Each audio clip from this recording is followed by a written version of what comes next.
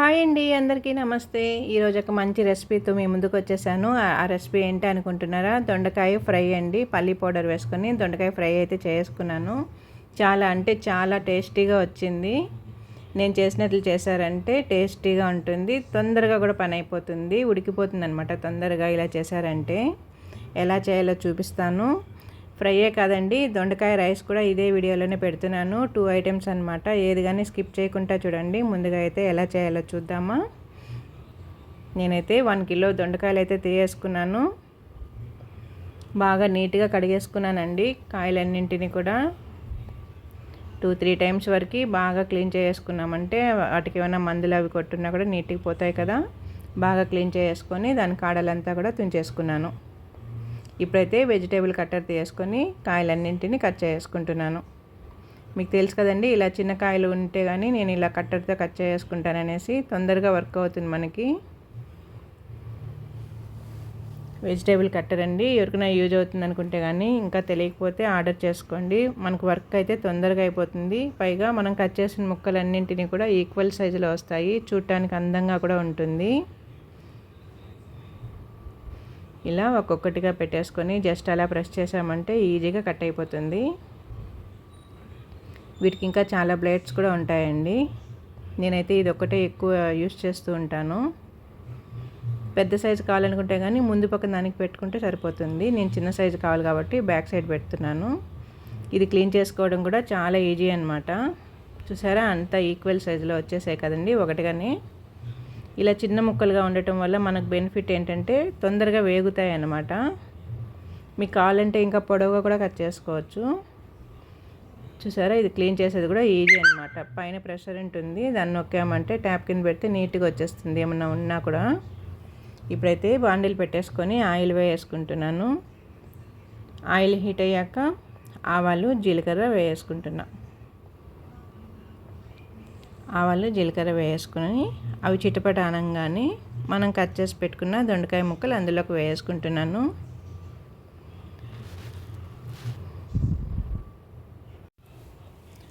అన్ని ముక్కలన్నింటిని వేసుకొని బాగా కలుపుకునేద్దామండి. ఇప్పుడు ఆయిల్లోకి అంతా ముక్కలంతా వెళ్ళిపోవాలన్నమాట. ఆ విధంగా మనం కలిపే దాంట్లో ఉంటుంది. నీట్గా కలిపేసుకుంటున్నాం కదా.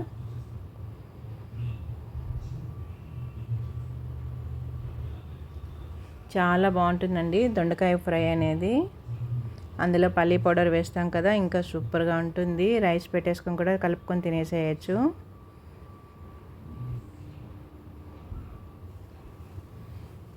తొందరగా కూడా అయిపోతుంది మనకి ఇలా. ఇప్పుడు కొద్దిగా పసుపు వేసుకుంటున్నాను.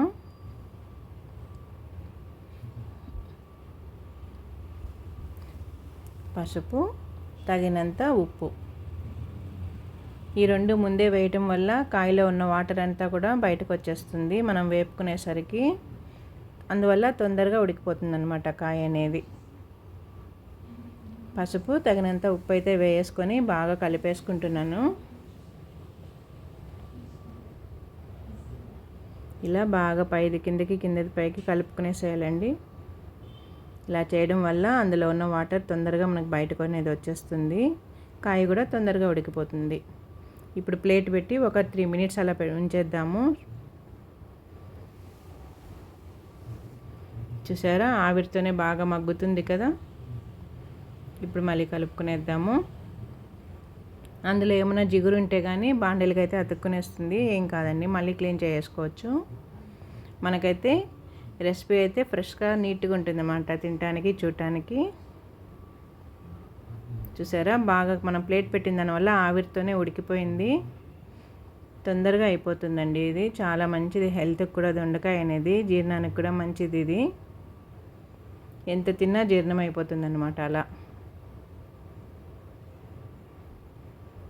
ఇప్పుడు మళ్ళీ ఒక 2 మినిట్స్ వరకు ప్లేట్ పెట్టేసుకుందాం. ఇప్పుడు మనకి రెడీగా అయిపోతుంది కదా. ఇప్పుడు ఒకసారి కలిపేసుకొని తెల్లగడ్డ పాయలు అయితే వేసుకుంటున్నాను. తెల్లగడ్డ పాయలు వేసుకొని బాగా కలిపేసుకోవాలి మళ్ళీ ఒకసారి.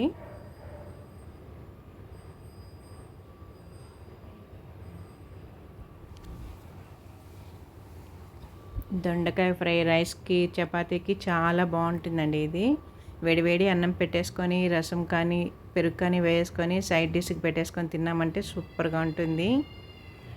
రోటీలోకి పెట్టుకొని రోల్ చేసుకొని తిన్నా కూడా సూపర్గా ఉంటుందన్నమాట.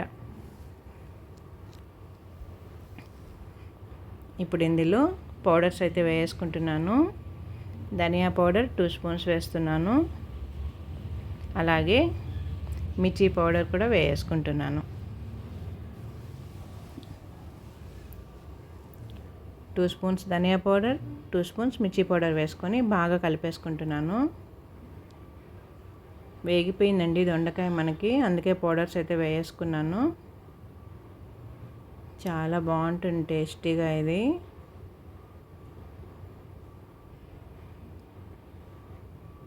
ఇలా చేశారంటే తొందరగా అయిపోతుందండి, ఉడికిపోతుంది.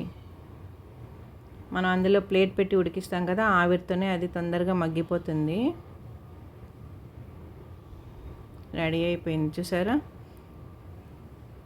ఇప్పుడు ఒక 1 మినిట్ పాటు అలా ప్లేట్ పెట్టి తీసామంటే మనం వేసిన పౌడర్స్ అంతా కూడా కాయకి బాగా పడతాయి కాబట్టి ప్లేట్ పెట్టాను. ఫ్లేవర్ అంతా కూడా బాగా కాయకి పడితే చాలా బాగుంటుంది కదండి. ఇప్పుడు ఇందులో కొత్తిమీర కరివేపాకు యాడ్ చేసుకుంటున్నా.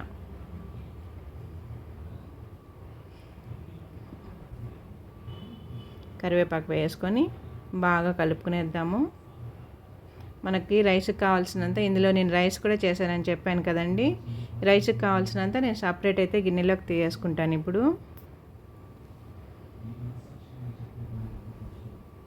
చాలా బాగుంటుందండి దొండకాయ రైస్ కూడా. ఇప్పుడు వరకు అయితే మనం ఫ్రై చేస్తున్నాము, ఉడికిపోయింది కదా. ఇప్పుడు గిన్నెలోకి కొంచెం తీసేసుకుంటాను కావాల్సినంత వరకు. ఇంకా ప్లేట్ పెట్టాల్సిన అవసరం లేదండి.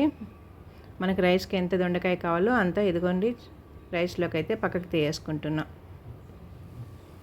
చాలా బాగుంటుంది రైస్ కూడా, దొండకాయ రైస్. పిల్లలకి హాట్ క్యారీలో ఇచ్చి పంపించినా కూడా హ్యాపీగా తినేస్తారు, మళ్ళీ మిగిల్చరనమాట ఇంటికి తేవటానికి.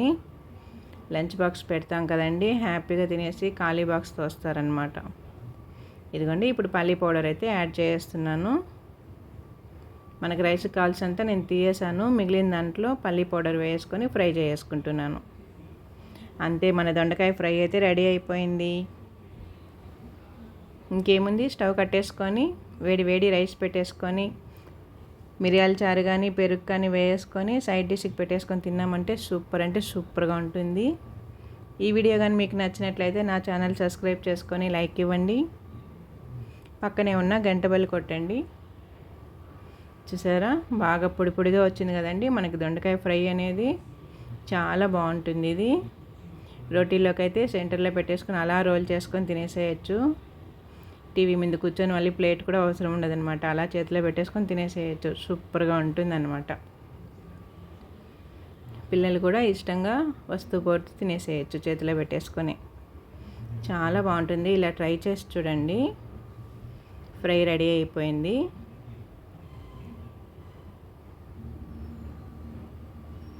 రైస్కి రోటీకి సూపర్ అంటే సూపర్గా ఉంటుంది. ఇప్పుడు మనం దొండకాయ రైస్ ఎలా చేయాలో చూద్దాం. ఆల్రెడీ మొత్తం మనం ప్రిపేర్ చేసి పక్కకు పెట్టేసాం కదండి దొండకాయని. ఇప్పుడు నేనైతే బాండిల్ పెట్టేసుకొని ఒక 1.5 స్పూన్ అయితే ఆయిల్ వేసుకున్నాను. ఇందులో ఇంక వేరే ఏం వేయట్లేదండి, ఆవాలు జీలకర్ర మాత్రం వేస్తున్నాను కొద్దిగా.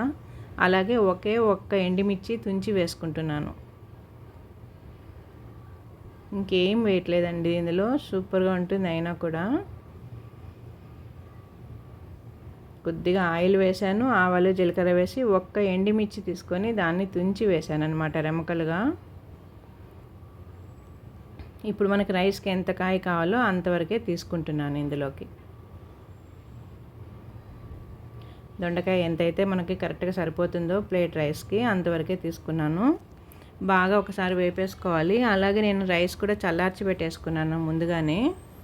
ఇప్పుడు చల్లార్చుకున్న రైస్ అంతా కూడా చూసారా బాగా పొడి పొడిగా ఉంది కదండి. ఇదంతా కూడా బాండిల్లోకి వేసుకుంటున్నాను. ఇప్పుడు నెమ్మదిగా కలుపుకోవాలండి. ఎలా పడితే అలా కలిపామంటే రైస్ ముద్దగా అయిపోతుంది. గరిటె కింద నుంచి తీసి బాగా నెమ్మదిగా కలుపుకోవాలన్నమాట. ఇలా అలాగే మనం దోశ ఎలా అయితే తిప్పుతామో ఆ విధంగా కలుపుకోవాలన్నమాట రైస్ని తీసి నెమ్మదిగా. అప్పుడు రైస్ మనకి విరిగిపోకుండా పొడి పొడిగా ఉంటుంది. చూసారు కదా, అలా లేస్గా అలా అనాలి. ఇలా చేసి పిల్లలకి క్యారీ బాక్స్ ఇచ్చామంటే హ్యాపీగా తినేస్తారండి. రైస్ వేసిన దానిలో కొంచెం చప్పదనం అనేది వచ్చి ఉంటుంది కాబట్టి లైట్గా అలా సాల్ట్ వేస్తున్నాను.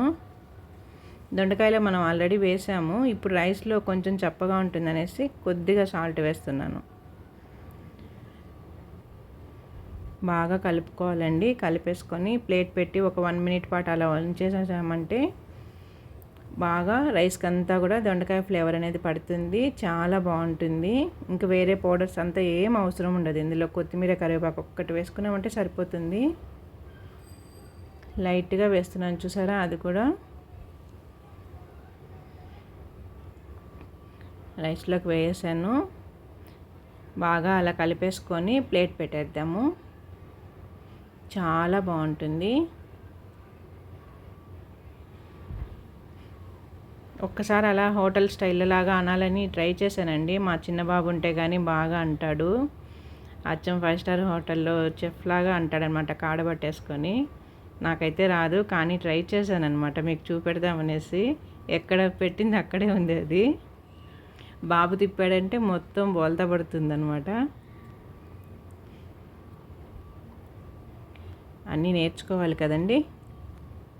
చూసారా, ఎక్కడిది అక్కడే ఉంది, కదలనంటుంది. అంతేనండి, రైస్ అయితే రెడీ అయిపోయింది. దొండకాయ రైస్ అయితే సూపర్గా ఉంటుంది. ఈ వీడియో కానీ మీకు నచ్చినట్లయితే నా ఛానల్ సబ్స్క్రైబ్ చేసుకొని లైక్ ఇవ్వండి. పక్కనే ఉన్న గంట బెల్ కొట్టండి. ఇంకా ఏముంది, ప్లేట్ తీసుకొని పెట్టేసుకొని తినేయడమే. నేనైతే ఇలా ఉత్త రైసే తినేస్తున్నాను. మీకు కావాలంటే పక్కన రైతా చేసి పెట్టేసుకొని తినచ్చు. రైతా కూడా అవసరం ఉండదండి, ఇలాగే బాగుంటుంది. ఉత్తదే తినేసేయచ్చు. మనకి దొండకాయ ముక్కలు ఉంటాయి కదండి రైస్లో, ఇందులో అవే పెట్టేసుకొని తినేసేయచ్చు. చాలా బాగుంటుంది. దొండకాయ ఫ్రై రైస్కి బాగుంటుంది, రోటీకి బాగుంటుంది. ఇలా దొండకాయ రైస్ ఏమో ఉత్తదే ఇలా తినేసినా బాగుంటుంది, సూపర్గా ఉంటుంది. వీడియో నచ్చినట్లయితే నా ఛానల్ సబ్స్క్రైబ్ చేసుకొని లైక్ ఇవ్వండి.